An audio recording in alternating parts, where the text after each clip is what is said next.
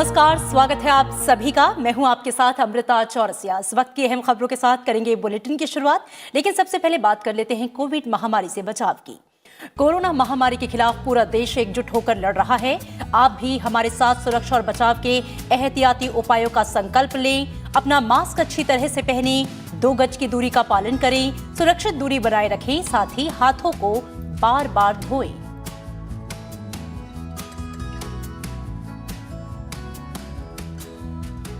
और आइए बुलेटिन की शुरुआत हेडलाइंस के साथ। गन्ना किसानों के हक में केंद्र का बड़ा फैसला। 3,500 करोड़ रुपए की सब्सिडी पहुंचेगी सीधे किसानों के खाते में। प्रधानमंत्री नरेंद्र मोदी ने अन्नदाताओं के लिए बताया खास खुशी का दिन।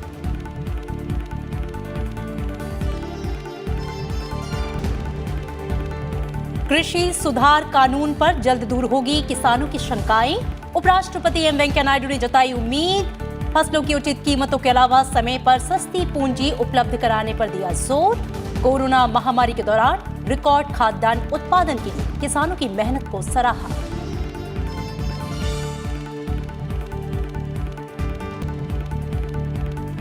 केंद्रीय मंत्रिमंडल ने स्पेक्ट्रम नीलामी को दी मंजूरी। पूर्वोत्तर राज्यों में बिजली के बुनियादी ढांचे के लिए भी खर्च किए जाएंगे 6,700 करोड़ रुपए। विद्युत क्षेत्र में सहयोग के लिए भारत और अमेरिका के बीच समझौता ज्ञापन को भी मंजूरी।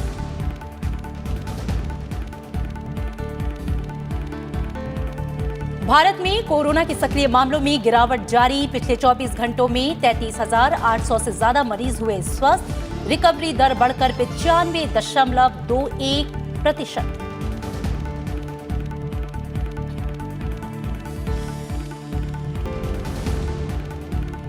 और प्रधानमंत्री नरेंद्र मोदी ने नेशनल वॉर मेमोरियल में 1971 के युद्ध के वीर जवानों को दी सलामी। भारत पाकिस्तान युद्ध में ऐतिहासिक जीत के 50 साल पर प्रज्वलित की स्वर्णिम मशाल। रक्षा मंत्री राजनाथ सिंह ने स्वर्णिम विजय वर्ष के स्मृति चिन्ह का किया अनावरण।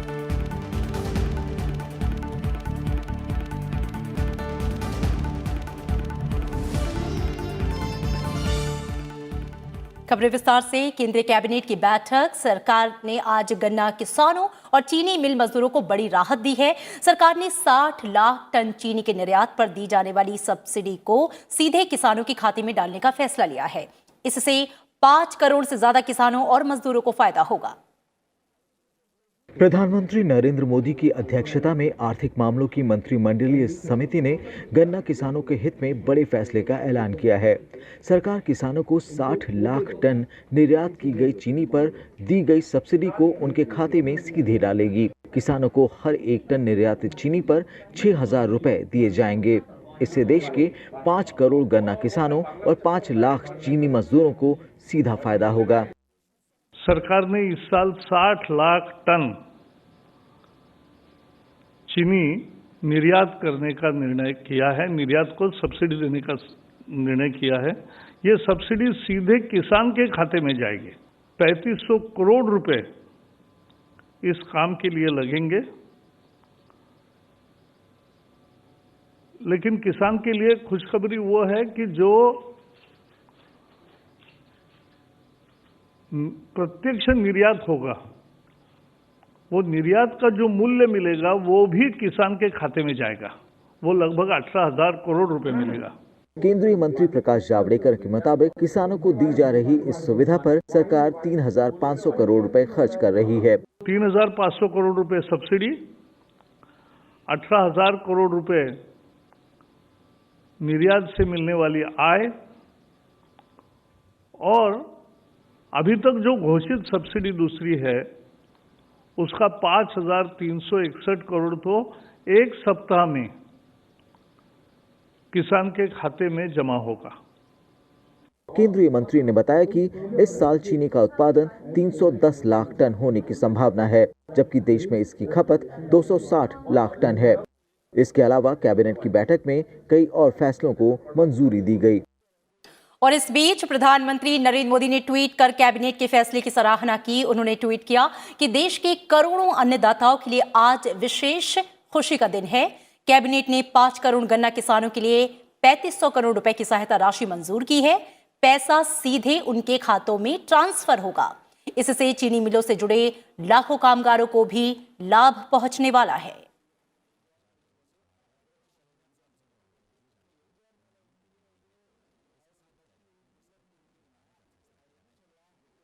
और आइए कैबिनेट के इस ऐतिहासिक फैसले पर और ज्यादा बातचीत के लिए हमारे साथ जुड़ रही हैं इकोनॉमिक टाइम्स की सहायक संपादक उर्मी गोस्वामी। बहुत स्वागत है उर्मी आपका। और मेरा पहला सवाल, कैबिनेट ने 5 करोड़ गन्ना किसानों के लिए 3,500 करोड़ रुपए की सहायता राशि मंजूर की। गन्ना किसानों के हक में एक बड़ा और ऐतिहासिक फैसला है ये, इसे कैसे देखती हैं आप? ये सबसे बड़ी चीज ये है कि जो राशि है जो वो सीधे किसानों के खाते में जाएगी। कोई ऐसा नहीं है कि मिल जो मालिक है उनके पास जाएगी। तो ये जो राशि बड़ी है, रकम बड़ी है, 3,500 करोड़ की बात है। पर सबसे बड़ी जो चीज है वो जो पद्धति है जो इस्तेमाल किया जा रहा है कि सीधा जो डायरेक्ट ट्रांसफर हो रहा है। तो इससे एक जो सिस्टम में बदलाव है वो एक बहुत बड़ी चीज है। दूसरी चीज ये है कि एक ऐसा स्टेप है जो अभी जो किसान की जो प्रोटेस्ट चल रही है उसमें आप देख पाएंगे, बाकी किसान देख पाएंगे जी सरकार जो बोल रही है कि हम किसानों के हक में काम कर रहे हैं, कि किसानों को जो मिलना चाहिए, उनका जो हक है उनको सीधा मिलना चाहिए, कोई बिचौलिया नहीं आए। उसका ये एक एग्जाम्पल है, एकदम कॉन्क्रीट एग्जाम्पल है। ऐसा नहीं है सर बात बोल रहे हैं, एक दिखा रहे हैं कि ऐसे हम करेंगे और देखिए हमने गन्ना किसानों के लिए ये किया। और दूसरी बात है, ऐसा नहीं है कि मिल मालिकों को अलग छोड़ दिया। अगर जो सबके बकाया देने के बाद अगर कुछ रहता है तो सरकार का मानना है फिर वो मिल मालिकों को भी मिलेगा, पर पहला हक किसान का है। तो ये इसलिए ये बहुत इंपॉर्टेंट है।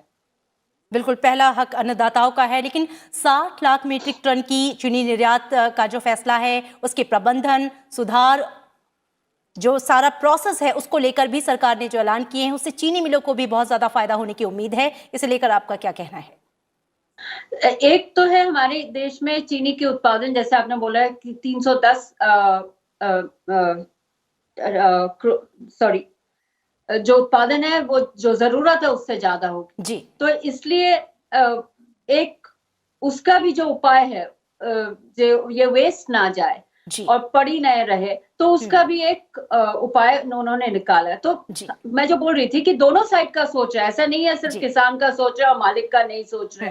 पर ये है कि एक अंदाजा ये है कि आप बिना अगले साल सोच के आप उत्पादन करेंगे चीनी का जरूरत के हिसाब से, इसका भी एक दर्शन हमें मिल रहा है। बिल्कुल उर्मी गोस्वामी, कैबिनेट के इस फैसले से किसानों और साथ ही साथ चीनी मिलों, उनके मालिकों और उससे जुड़े लाखों कामगारों को बहुत राहत मिलेगी, बहुत फायदा पहुंचेगा। बहुत शुक्रिया इस पूरी बातचीत के लिए आपका। केंद्रीय मंत्रिमंडल ने स्पेक्ट्रम की नीलामी को मंजूरी दे दी है। आर्थिक मामलों की मंत्रिमंडलीय समिति ने उत्तर पूर्वी क्षेत्रीय विद्युत व्यवस्था सुधार परियोजना की लागत के संशोधित अनुमान को भी मंजूरी दी। इसकी अनुमानित लागत 6,700 करोड़ रुपए है। प्रधानमंत्री नरेंद्र मोदी की अध्यक्षता में केंद्रीय मंत्रिमंडल ने दूरसंचार विभाग के स्पेक्ट्रम नीलामी के प्रस्ताव को मंजूरी दी है। केंद्रीय संचार मंत्री रविशंकर प्रसाद ने कैबिनेट के फैसले की जानकारी देते हुए कहा कि 2,251 मेगाहर्ट्ज स्पेक्ट्रम की नीलामी की जाएगी। Today the cabinet has resolved that spectrum will be auctioned.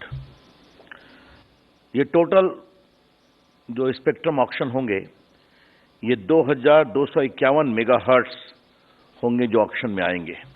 700, 800, 900, 1800, 2100, 2300 और 2500 मेगाहर्ट्ज बैंड्स हम ऑक्शन करेंगे। इसी महीने हम नोटिस इनवाइटिंग एप्लीकेशंस इशू करेंगे और आने वाले मार्च में हमारी योजना है कि हम इस ऑक्शन को कार्य रूप देंगे। इसके अलावा कैबिनेट ने पूर्वोत्तर में बिजली व्यवस्था को सुधारने के लिए नए बजट को मंजूरी दी है। इस पर 6,700 करोड़ रुपए खर्च किए जाएंगे। केंद्र सरकार बजट का आधा हिस्सा वहन करेगी, जबकि आधा हिस्सा विश्व बैंक की ओर से आएगा। पूर्वोत्तर भारत के 6 राज्यों में यानी आसाम, मणिपुर, मेघालय, मिजोरम, नागालैंड, त्रिपुरा इन राज्यों में बिजली की संरचना को सुधार करने का एक काम पिछले 3 साल से जारी है, 4 साल से, और इस काम के लिए अब सुधारित संशोधित बजट आज मंजूर किया है। अब ये खर्चा पहले 5,000 करोड़ था, अब ये 6,700 करोड़ होगा। 50% केंद्र सरकार, 50% विश्व बैंक, ये इसमें पैसे देंगे। इसमें 2100 किलोमीटर 2100 किलोमीटर ट्रांसमिशन लाइंस बढ़ेंगे। 2000 किलोमीटर की डिस्ट्रीब्यूशन लाइंस बढ़ेगी।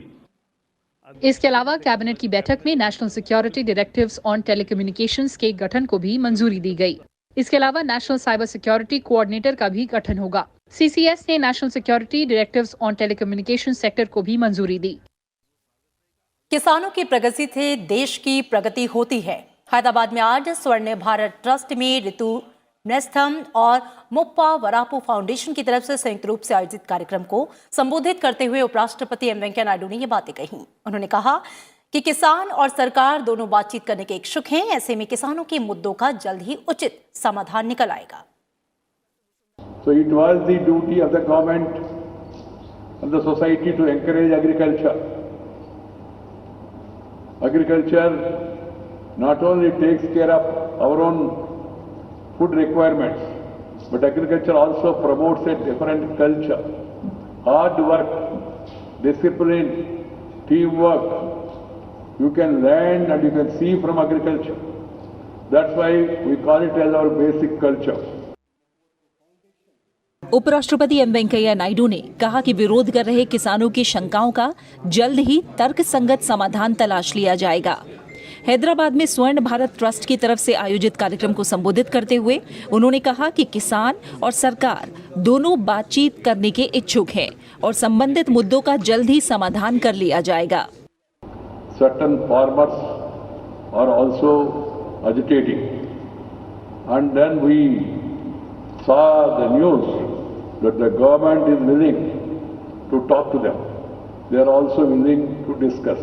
So they should come together and have fruitful and meaningful discussion and find a reasonable solution to the problems so that the farmers can go back happily and take care of their agriculture. We should not allow politics to come in the way. The moment politics get in, you know what will happen. उन्होंने कहा कि देश का विकास किसान के विकास से जुड़ा है, इसलिए हर किसी को किसान का सहयोग करना चाहिए। उन्होंने किसानों की सराहना करते हुए कहा कि कोरोना महामारी के दौरान उन्होंने रिकॉर्ड खाद्यान्न उत्पादन किया है। We should not forget the farmers of India also making a great service in this hour of crisis. So we must compliment the farmers. See one sector, in spite of all these difficulties, in the pandemic stood firm and produced record food grains is the farming community. So we should really remember and appreciate them also. उपराष्ट्रपति ने कहा कि किसानों की जरूरतों को पूरा करने के लिए केंद्र और राज्य सरकारों को टीम इंडिया की तरह काम करना चाहिए। उन्होंने फसलों की उचित कीमतों के अलावा समय पर सस्ती पूंजी उपलब्ध कराने पर जोर दिया। साथ ही कृषि उत्पादों की बर्बादी रोकने के लिए जरूरी कदम उठाने की भी बात कही। केंद्रीय कृषि मंत्री नरेंद्र सिंह तोमर ने विपक्ष पर किसानों को गुमराह करने का आरोप लगाया है। ग्वालियर में आयोजित किसान सम्मेलन में कृषि मंत्री ने कहा कि पंजाब के किसानों को गुमराह करने की कोशिश की जा रही है। वहीं दूसरी तरफ देश भर के किसान कृषि कानूनों का समर्थन कर रहे हैं। नरेंद्र सिंह तोमर ने कहा कि स्वामीनाथन कमेटी ने किसान की लागत पर 50% मुनाफा जोड़कर एमएसपी घोषित करने की सिफारिश की थी। 2006 में पेश इस सिफारिश पर यूपीए सरकार ने कोई फैसला नहीं लिया। मोदी सरकार ने लागत पर 50% मुनाफा जोड़कर एमएसपी घोषित करने का काम किया। पंजाब राज्य के किसानों को गुमराह करने की कोशिश की जा रही है, उनमें भ्रम पैदा करने की कोशिश की जा रही है, उनको आंदोलित करने का प्रयास किया जा रहा है। वहीं दूसरी तरफ आप सब लोग नरेंद्र मोदी जी की सरकार के द्वारा बनाए गए कानूनों का समर्थन करने के लिए रीवा में, सागर में, ग्वालियर में, उज्जैन में सब स्थानों पर इकट्ठा हुए हैं। इसलिए मैं आप सबका बहुत बहुत स्वागत करता हूं। और वहीं सुप्रीम कोर्ट में दिल्ली बॉर्डर से किसानों को हटाए जाने के लिए दायर याचिका पर सुनवाई हुई। मुख्य न्यायाधीश एस.ए. Bobde, justice AS. बोपन्ना और बी. रामासुब्रमण्यम की पीठ ने इस मामले में केंद्र सरकार, दिल्ली, उत्तर प्रदेश, पंजाब और हरियाणा सरकार को नोटिस जारी कर जवाब मांगा है। मामले की अगली सुनवाई गुरुवार को होगी।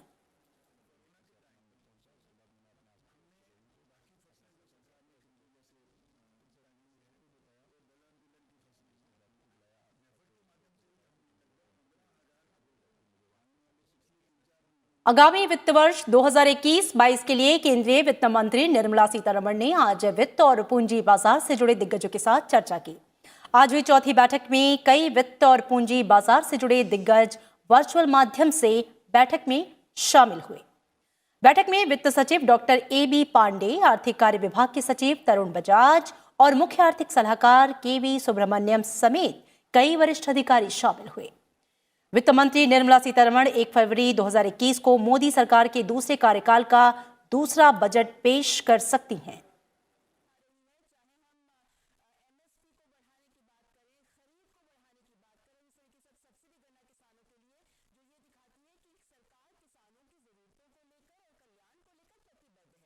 रेलवे, रक्षा, सूचना प्रौद्योगिकी, खाद्य और उपभोक्ता मामलों और सार्वजनिक वितरण संबंधी संसदीय समितियों की आज अहम बैठक हुई। रक्षा संबंधी संसदीय समिति को रक्षा मंत्रालय के प्रतिनिधियों ने वर्दी, सितारे और बैच समेत रक्षा बलों की रैंक संरचना के बारे में जानकारी दी। इसके अलावा समिति ने छावनी बोर्डों के कामकाज की भी समीक्षा की। वहीं रेलवे की संसदीय समिति को मंत्रालय के प्रतिनिधियों ने रेलवे के संचालन पर कोविड-19 के प्रभावों के बारे में जानकारी दी। भारतीय रेलवे देश में परिवहन का सबसे अहम माध्यम है और कोरोना वायरस के प्रकोप के बीच भी रेलवे ने आरामदायक यात्रा के लिए सभी आवश्यक सुविधाएं प्रदान करने के लिए कई नए उपाय किए। सूचना प्रौद्योगिकी पर संसदीय समिति की भी आज अहम बैठक हुई। समिति के एजेंडे में नागरिकों की सुरक्षा के अधिकार और महिला सुरक्षा को लेकर ऑनलाइन समाचार मीडिया प्लेटफॉर्मों के दुरुपयोग को रोकने समेत कई विषय शामिल थे। खाद्य और उपभोक्ता मामले और सार्वजनिक वितरण पर संसदीय समिति की सिफारिशों पर सरकार की तरफ से की गई कार्रवाई पर कार्यान्वयन पर समिति ने रिपोर्ट को मंजूर किया। समिति ने उपभोक्ता मामलों, खाद्य और सार्वजनिक वितरण मंत्रालय के प्रतिनिधियों से आवश्यक वस्तु मूल्य और प्रभाव की मूल्य वृद्धि पर भी सुनवाई की। और इसी के साथ पर्सनल डेटा प्रोटेक्शन बिल 2019 की संयुक्त समिति ने the personal data protection bill 2019 के प्रावधानों पर विस्तार से विचार किया।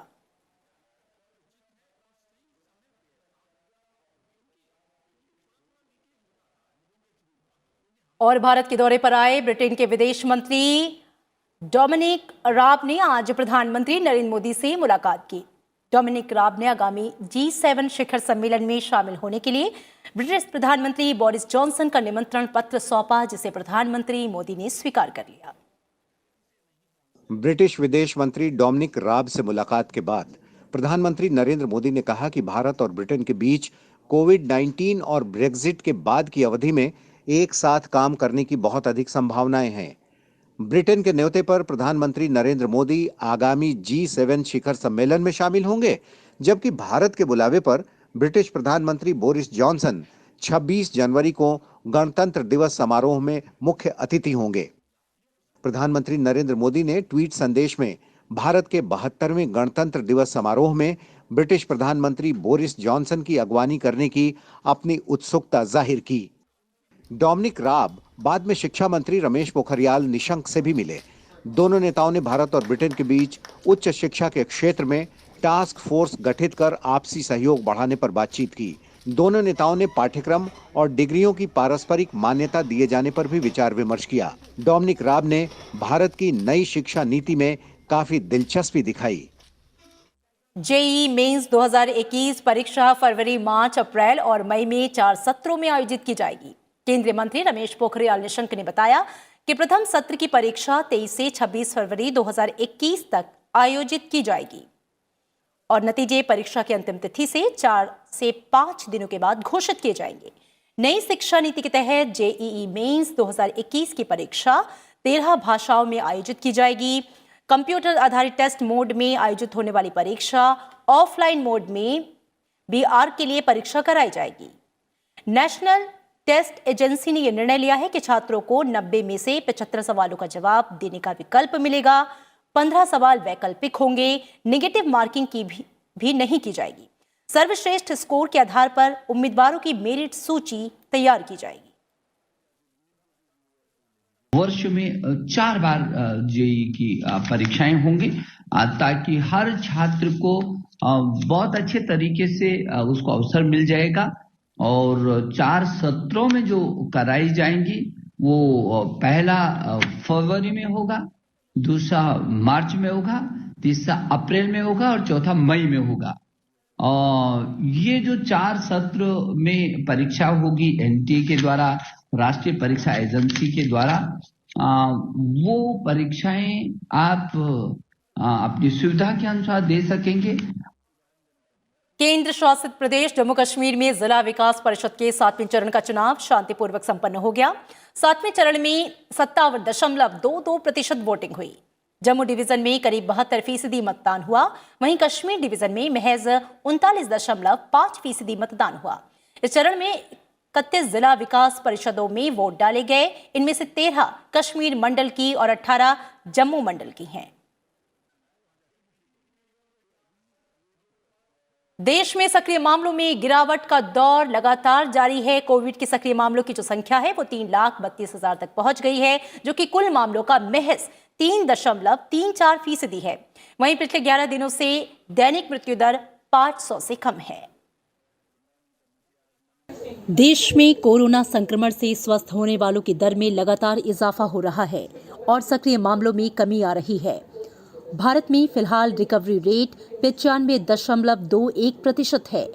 वहीं सक्रिय मामले देश के कुल पॉजिटिव मामलों के केवल 3.34% हैं। पिछले 24 घंटों के दौरान 33,813 मरीज ठीक हुए। वहीं दैनिक नए मामलों की संख्या 26,382 रही। फिलहाल देश में कुल सक्रिय मामलों की संख्या घटकर 3,32,000 हो गई है। वहीं कुल ठीक हुए मरीजों की संख्या 94,56,000 के करीब पहुंच गई है। स्वास्थ्य मंत्रालय के मुताबिक बेहतर स्वास्थ्य सेवाएं और चिकित्सा कर्मियों के प्रयासों से देश भर में कई जिंदगियां बचाई जा सकी हैं। देश में मृत्यु दर घटकर 1.45% रह गई है। पिछले 24 घंटों में देश भर में 387 लोग महामारी का शिकार हुए। इसके साथ ही मृतकों का आंकड़ा 1,44,000 के पार पहुंच चुका है। आईसीएमआर के मुताबिक देश में मंगलवार को 8,55,000 से ज्यादा नमूनों की जांच की गई। इसके साथ ही अब तक कुल 15,66,00,000 से ज्यादा नमूनों की जांच की जा चुकी है। राष्ट्र आज विजय दिवस की 50वीं वर्षगांठ पर बहादुर शहीदों को नमन कर रहा है। प्रधानमंत्री नरेंद्र मोदी ने राष्ट्रीय समर स्मारक पर बहादुर शहीदों को श्रद्धांजलि अर्पित की। ये दिवस 1971 के युद्ध में पाकिस्तान पर भारत की विजय की स्मृति में मनाया जाता है। प्रधानमंत्री ने इस अवसर पर स्वर्णिम विजय मशाल को प्रज्वलित किया। विजय ज्योति यात्रा में 4 विजय मशालें देश के चारों दिशाओं में जाएंगी। आपको बता दें कि इस विजय दिवस की 50वीं वर्षगांठ पर पूरे साल कई कार्यक्रमों का आयोजन किया जाएगा।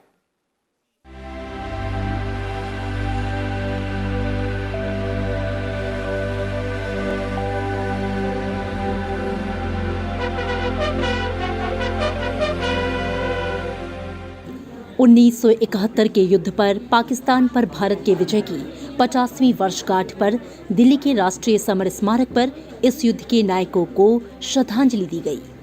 प्रधानमंत्री नरेंद्र मोदी ने शहीदों को सलामी दी और पुष्प चक्र अर्पित किया। समारोह में रक्षा मंत्री राजनाथ सिंह, तीनों सेनाओं के अध्यक्ष और सीडीएस जनरल बिपिन रावत मौजूद थे। प्रधानमंत्री नरेंद्र मोदी ने इस अवसर पर 4 स्वर्णिम विजय मशाल को प्रज्वलित किया, जिसे 4 भूतपूर्व सैनिकों ने थाम रखा था। स्वर्णिम विजय मशाल को 1971 के युद्ध के परमवीर चक्र और महावीर चक्र विजेताओं के गांव और शहरों के साथ देश भर के विभिन्न इलाकों में ले जाया जाएगा। प्रधानमंत्री ने यहां पर रखी आगंतुक पुस्तिका में अपने हस्ताक्षर किए। इससे पहले रक्षा मंत्री राजनाथ सिंह ने स्वर्णिम विजय वर्ष के स्मृति चिन्ह का भी अनावरण किया। इसके साथ ही विजय दिवस की 50वीं वर्षगांठ पर साल भर चलने वाले कार्यक्रमों की शुरुआत हो गई। आज ही के दिन 1971 में पाकिस्तानी सेनाओं के कमांडर लेफ्टिनेंट जनरल नियाजी ने 90,000 से अधिक सैनिकों के साथ भारतीय सेना और मुक्ति वाहिनी के सामने आत्मसमर्पण किया था। इस युद्ध के बाद पाकिस्तान से अलग होकर बंगबंधु शेख मुजीबुर रहमान के नेतृत्व में बांग्लादेश सार्वभौम राष्ट्र बना था। विजय दिवस के अवसर पर राष्ट्रपति, उपराष्ट्रपति, प्रधानमंत्री, रक्षा मंत्री और गृह मंत्री ने ट्वीट कर जाबाज जवानों की वीरता को याद किया। राष्ट्रपति रामनाथ कोविंद ने ट्वीट कर 1971 के युद्ध में शहीद होने वाले वीर जवानों को याद किया। राष्ट्रपति ने कहा कि हमें वीर सैनिकों की शहादत को याद करना चाहिए, जिन्होंने देश की संप्रभुता की रक्षा और गरिमा की रक्षा के लिए जान न्यौछावर किया।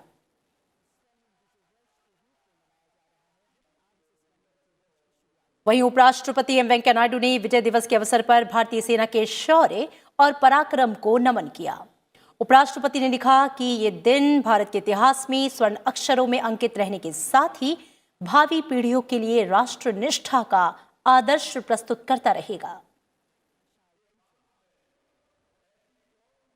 प्रधानमंत्री नरेंद्र मोदी ने ट्वीट किया कि विजय दिवस पर हम अपने सशस्त्र बलों के अटूट साहस को याद करते हैं, जिसकी वजह से 1971 के युद्ध में देश की निर्णायक जीत हुई थी। इस विशेष विजय दिवस पर राष्ट्रीय युद्ध स्मारक में स्वर्णिम विजय मशाल को प्रज्वलित करने का सम्मान मिला। वहीं रक्षा मंत्री राजनाथ सिंह ने ट्वीट करके कहा कि विजय दिवस के अवसर पर आज राष्ट्र देश के सशस्त्र बलों के अदम्य साहस और वीरता को सलाम करता है। जाबाज सैनिकों का त्याग और बलिदान सभी भारतीयों के लिए प्रेरणा स्रोत है। केंद्रीय गृह मंत्री अमित शाह ने विजय दिवस की शुभकामनाएं देते हुए कहा कि 1971 में आज ही के दिन भारतीय सेना ने अपने अदम्य साहस और पराक्रम से मानवीय स्वतंत्रता के सार्वभौमिक मूल्यों की रक्षा करते हुए विश्व मानचित्र पर एक ऐतिहासिक बदलाव किया। इतिहास में स्वर्ण अक्षरों से अंकित ये शौर्य गाथा हम भारतीयों को गौरवान्वित करती रहेगी।